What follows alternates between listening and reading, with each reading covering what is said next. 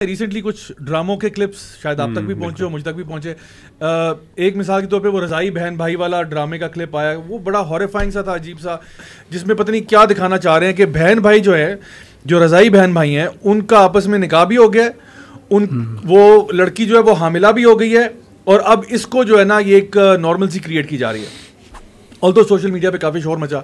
फिर वो जो वुमन का स्लैप बैक वाला इशू था, वो एक और जो है ना इशू सामने आया। उसके बाद एक और ड्रामे का क्लिप आया जिसमें बहरोज सब्जवारी जो है बड़े पाकिस्तान के रेनाउंड एक्टर हैं, उनको एक वालिद का किरदार दिया गया है उस ड्रामे के अंदर, और उस ड्रामे में दिखाया गया है कि जो भाभी है और देवर है वो आपस में कुछ एक्स्ट्रा फ्रैंक हो रहे हैं, एक दूसरे को यानी गले मिल रहे हैं उसका करके, और वो उसको लड्डू खिला रहा है, पता नहीं क्या खिला रहा है, मतलब एक लेवल ऑफ फ्रैंकनेस दिखाया जा रहा है। और उस पे जो वालिद मोहतरम है वो ऑब्वियसली इस्लामिक रूलिंग के मुताबिक उनको रोक रहे हैं, जैसा कि नबी करीम सल्लल्लाहु अलैहि वसल्लम की हदीस भी है कि the brother in law is like death. So कितना एहतियात करनी चाहिए। सो वो उसको दिखाया जा रहा है कि वो बच्चा जो है, लड़का जो है, वो उल्टा अब्बा जान पे चढ़ाई कर रहा है कि आप ओल्ड स्कूल है, आपकी थिंकिंग खराब है। मीडिया वाले अक्सर कहते हैं, जैसे आप ये कह रहे हैं ना रज़ाई बहन बहन, ये वो आगे से कहते हैं कि यार ये इश्यूज एग्जिस्ट कर तो रहे हैं, हमने उस पर ड्रामा बना दिया, आपको क्या तकलीफ है। मिसाल के तौर पे ये इशू है कि किसी को नहीं पता लगा और रज़ाई बहन भाई थे, शादी हो गई, अब हम दिखा रहे हैं how to handle this problem, तो इसका क्या जवाब? वो तो कहते हैं हम तो इश्यूज दिखा रहे हैं। यार बात की इसका पहले मैं जो है ना जुगत वाला जवाब दे दूं, फिर वो जवाब दे। देखिए इशू तो ये भी है कि हम रोज बाथरूम जाते हैं, आप वो दिखाते हैं टीवी पे बैठ के, वो तो एक रियल इशू है, हर रोज बंदा वॉशरूम जाता है, तो क्या आप सारा गंद उठा के मीडिया पे दिखाना शुरू कर देते हैं कि यार ये भी गंद हो रहा है, ये भी गंद हो रहा है। बात ये जो चीजें, कुछ चीजें होती है, एक तरीका कार होता है, एटिकेट होता है, एंड यू हैव टू सी किस एंगल में आप चीज को दिखा रहे हो। आप वाकई में प्रॉब्लम सॉल्विंग माइंडसेट से दिखा रहे हो या आप सेंसेशनलिस्ट करके दिखा रहे हो। So what you are doing is not problem solving. देखो पहले भी ड्रामे बनते रहे, ये नहीं कि पहले 1980s में भी ड्रामे बने, उन्होंने जब भी कोई मसला था उसको प्रॉपर तरीके से डील किया है। बानो कुत्सिया को आप उठा के देख लें, अशफाक अहमद को आप देख लें, look at the content of it, right. अभी तो जंक है, it's pure sensationalist junk that they are creating right now. So अब सीरियस आंसर की तरफ इधर जाते हैं। नहीं, सीरियस आंसर, जैसे आपने जो ये रज़ाई बहन भाइयों वाली जो मिसाल दी, क्या परसेंटेज होगी हमारी सोसाइटी में इसके होने की?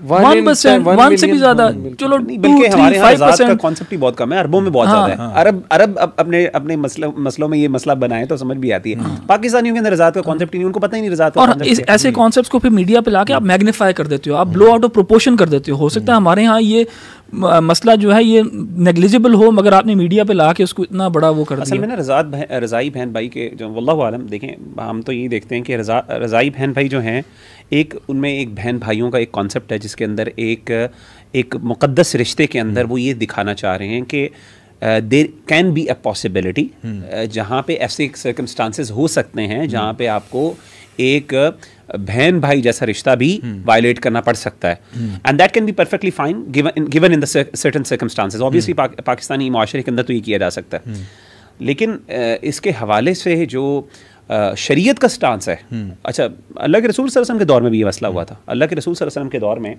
एक जो थे रज़ाई बहन भाई थे, क्योंकि वहाँ पे तो रज़ात का कॉन्सेप्ट बहुत ज़्यादा था। दाइयाँ होती थी, वो दूध पिलाती थी कई औरतों को। आपको पता है हलीमा सादिया जो थी, उन्होंने भी कई बच्चों को दूध पिलाया हुआ। अल्लाह के रसूल के कितने बहन भाई थे, तो अरबों के यहाँ ये तो कॉमन मसला था। तो वहाँ पर क्या हुआ कि एक मियाँ बीवी की शादी हुई, मतलब मेल फीमेल की शादी, उनके बच्चे तक हो गए आगे। एक औरत ने एक दिन उनसे मिली तो दोनों को देखा, तो उन्होंने कहा तुम दोनों को तो मैंने दूध पिलाया हुआ है। अच्छा, उनके बच्चे तक हो गए, ये भी नहीं है कि बच्चे नहीं, भी यानी शादी हुई है, वो बच्चे तक हो गए। तो अल्लाह के रसूल सल्लल्लाहु अलैहि वसल्लम के पास जाके केस गया कि एक औरत कह रही है, सिर्फ बुढ़िया औरत कह रही है कि हमारे बच्चे भी हो गए हैं, और वो इस पर क्या हम उसकी शहादत पे बिलीव कर सकते हैं?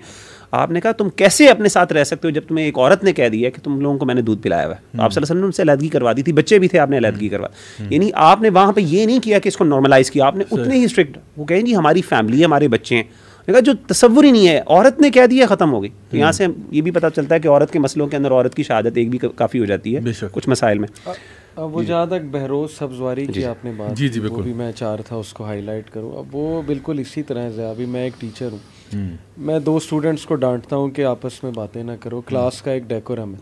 अब वो उठ के एक ड्रामा बना दें कि ये मोहम्मद अली साहब एक ड्रैकोनियन आदमी है और ये जो है ना ये हमारे राइट्स ज़िमन कर रहा है, फ्रीडम ऑफ स्पीच के खिलाफ है, बात नहीं करने दे रहा। देखें एक ख़ानदान में कुछ मैनर्स होते हैं, कुछ एटिकेट। सबसे बड़ी बात रसूलुल्लाह सल्लल्लाहु अलैहि वसल्लम की जो हदीस है कि देवर और जो भाभी का रिश्ता है आपस में, वो कितना फ्रेजाइल और कितना सेंसिटिव रिश्ता है। वो सारी चीज़ आप ऐसे दिखाते हैं जैसे ये बंदा एक डिक्टेटर है और ये बंदा जो है ना फ्रीडम ऑफ स्पीच के खिलाफ और गंदी शक कर रहा है, गंदी नजर से देख रहा है, इसकी नीयत कि आपकी सोच गंदी है, आपकी सोच गंदी है। तो ये इट्स रिडिकुलस, मतलब ये स्क्रिप्ट पता नहीं 14 साल मुझे बताएं ज़िया भाई, ऐसा केसेस आपके सामने नहीं आए कितनी दफ़ा के जो है वो देवर भाभीयों को कितना एक्सप्लॉइट करते हैं? जी बिल्कुल। On the contrary as well के रिलेशनशिप्स हैं मेरे सामने, यानी मतलब मुझे पर्सनल प्रोफाइल में एक खातून ने मैसेज किया कि उसके अपने यानी पता नहीं उसके साथ मसला था या किसी और का था, उसने तो बताया कि अगर ऐसा हो मसला कि खातून की अपने जो देवर के साथ रिलेशनशिप हो और उससे बच्चे हों तो और वो तौबा करना चाहती है, what is the way out.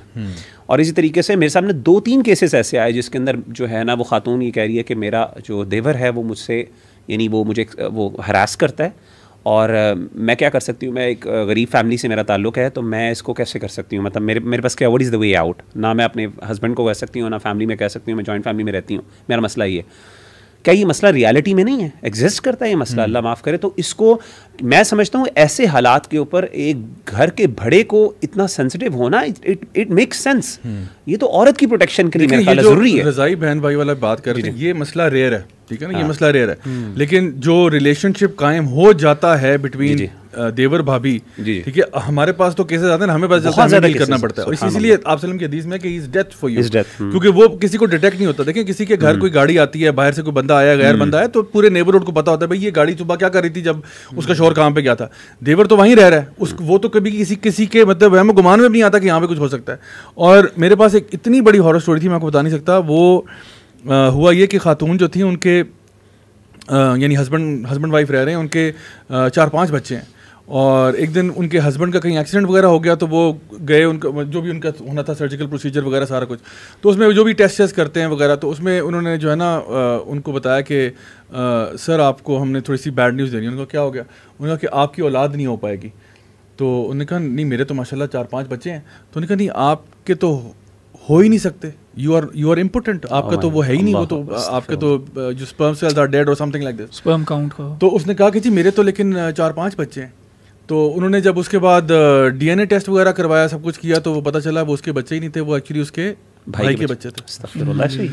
सो इस किस्म की हॉरर स्टोरीज हमारे माशरे में आ जाती हैं और हम तक पहुंचती है। फिर अब सेंसिटिव होना, हम कहना ये चाह रहे हैं कि उस वक्त वो घर के फैमिली के बड़े को इस मसले पर सेंसिटिव होना जस्टिफाइड, लेकिन ये डाउन प्ले करते हैं। ये जो स्क्रिप्ट्स लिख रहे हैं ना लोग, ये ईगो सेंट्रिक लोग हैं। ये कहते हैं कि जस्ट बिकॉज हमारे पे चीज अप्लाई नहीं हो रही ना, सारी सोसाइटी पे नहीं हो रही है। बिल्कुल इसी तरह है कि मैं पुलिस वालों को कहूँ जी कि मैं सीट बेल्ट नहीं पहनूंगा क्योंकि मैंने आज तक एक्सीडेंट नहीं किया, ना मेरा एक्सीडेंट होगा, तो वो मुझे क्या कहेंगे कि भाई आप पब्लिक वेलफेयर को एक बहुत बड़ा नुकसान पहुंचाने लगे हैं, आपको देख के बाकी भी नहीं पहनेंगे। तो सोशल रिस्पॉन्सिबिलिटी शो कर दो, अगर आप पे अप्लाई नहीं हो रहा है तो इससे ये बरी है क्योंकि पैसे कमाने।